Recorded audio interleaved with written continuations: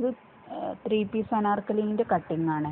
38 സൈസാണ്. അപ്പോൾ 38 സൈസിന് നമ്മൾ ആദ്യം പിന്നെ 2 കൊണ്ട് ഹരിക്കുക. 2 കൊണ്ട് ഹരിക്കുമ്പോൾ 19 ഇഞ്ച് കിട്ടും.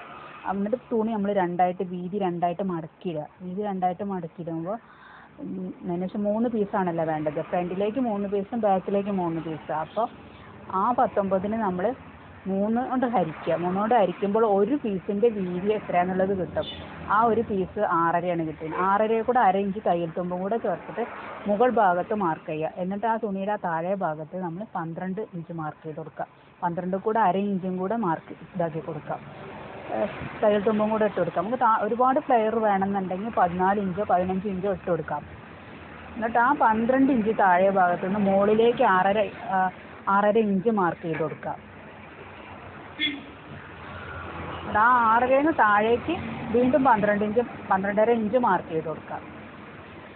അതിന് ശേഷം മാർക്ക് ചെയ്ത് കട്ട് ചെയ്തിരിക്കുക.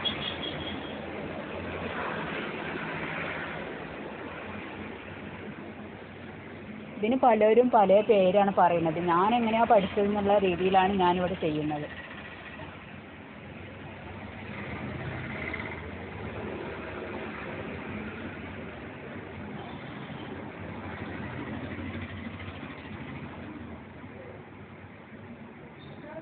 നല്ല വീതിയുള്ള തുണി കൊണ്ട് ചെയ്താലാണ് ഇതാവുക.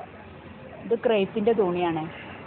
ലൈനിങ് വേണ്ടവർക്ക് ലൈനിങ് കുർത്തി കട്ട് ചെയ്യുന്ന രീതിയിൽ ലൈനിങ് കട്ട് ചെയ്തെടുക്കുക. ഇതുപോലെ പീസ് ആക്കി എടുക്കണമെന്നുണ്ടെങ്കിൽ അങ്ങനെയും ചെയ്തെടുക്കാം.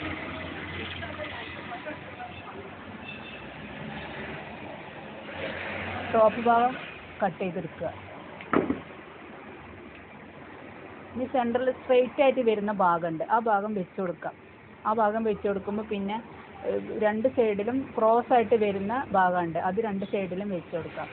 എന്നിട്ട് ഒരു പീസ് ചെയ്തതിന് ശേഷം നമ്മുടെ ചെസ്റ്റിൻ്റെ അളവൊന്ന് കിട്ടുന്നുണ്ടോ നോക്കുക. പിന്നെ സ്ലീവാണ്. സ്ലീവ് പിന്നെ നമ്മളെ ഇഷ്ടത്തിന് നമ്മളെ മോഡലിൽ നമുക്ക് കട്ട് ചെയ്തെടുക്കാം.